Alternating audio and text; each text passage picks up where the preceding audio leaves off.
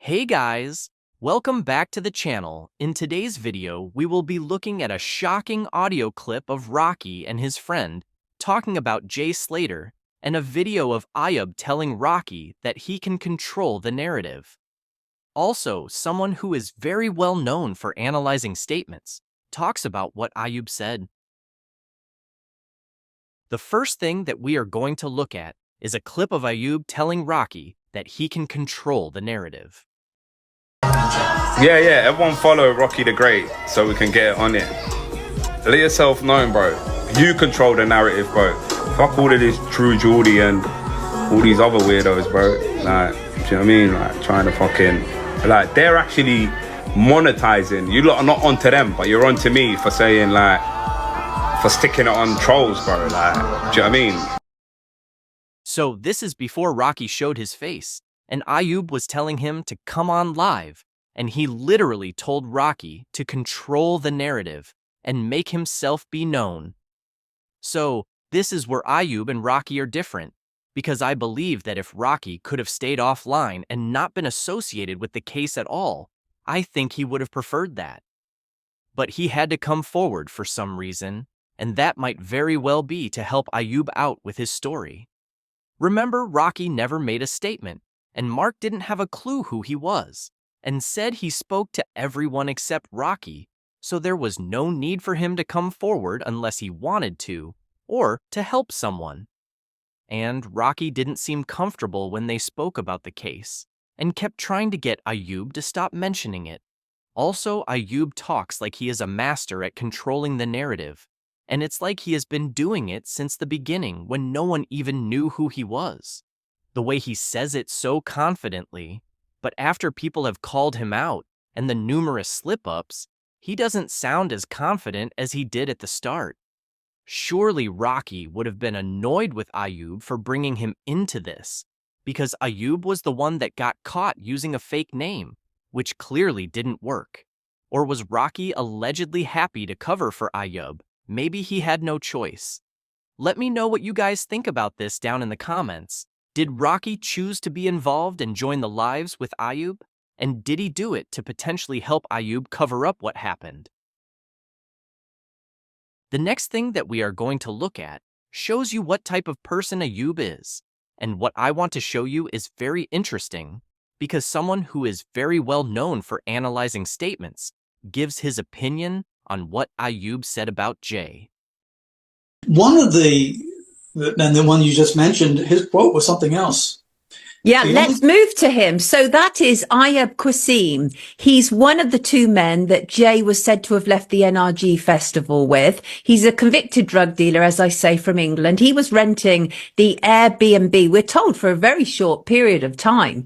And the quotes have happened, I think, as a consequence of British reporters approaching him. And there's several here. Which one would you like to start with? The only comment I have to make is that Jay came to the house alive and he left the house alive. How's that one?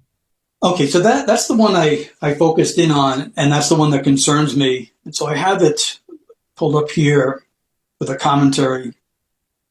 And the only comment I have to make is that Jay came to the house alive and he left.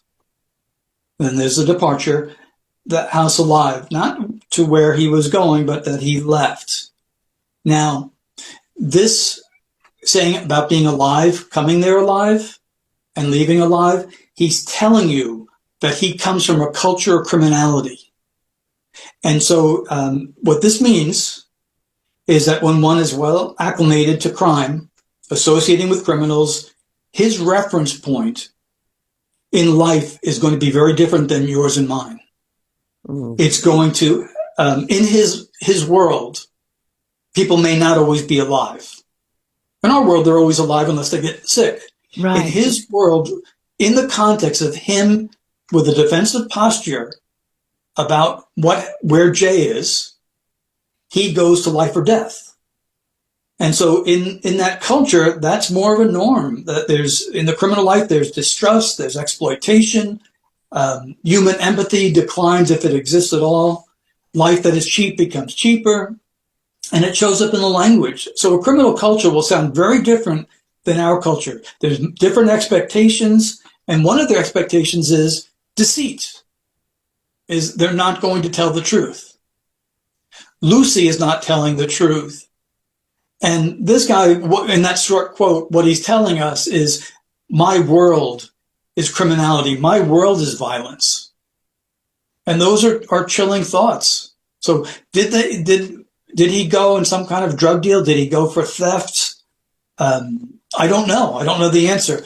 But I do know that quote, which sounds as callous as it is saying, don't blame me. So this is someone called Peter Hyatt, and he has a lot of experience with analyzing people's statements. And he points out that when Ayub says he came alive and left alive, it's like the answer can't just be that he doesn't know where Jay is. He just goes straight to someone being alive. So it's like Ayub either knew that Jay was dead, or he thought that he was dead. The last thing that we are going to look at is a shocking audio clip of Rocky and his friend speaking about Jay, because I want to give you my thoughts about this. More life. Happy birthday, brother. Justice for Slater. Wow. Justice for Slater. Wow. Justice for Slater. Wow. We say more life. More life. Happy birthday, brother. Justice for Slater. Wow. Justice for Slater. So in this clip, you can hear Rocky say something. Then, at some point, his friend says, "Justice for Slater," and they both start laughing. And this is just another example of Rocky mocking the situation, and the worst thing is, Rocky doesn't even speak about the case much, because he feels uncomfortable, but he's happy to mock what happened. The reason I want to talk about this is because I have spoken about something happening at the Airbnb, and because Ayub and Rocky mocked the situation, it's like Jay did something to them. So for Rocky and one of his mates, who hasn't even met Jay in his life and doesn't know him at all, to be laughing and joking about getting justice for Jay, it does make me think that Jay did something that Ayub or Rocky didn't like at some point, and that's why they don't actually care about what happened to Jay. And it goes back to the watch situation, because if Ayub is happy to say that a watch was stolen and a fight took place, and then there is a Snapchat of Jay saying that a watch was stolen by him going around, surely Ayub knows about that Snapchat picture. And also, he could have actually wrote the caption himself, or he could have known about the Snapchat and confronted Jay because it could get them all arrested for robbery. Either way, for Rocky and Ayub to be mocking the situation, I think they had a problem with Jay at some point. Thank you for watching. Please like and subscribe, and we will update you as we find out more.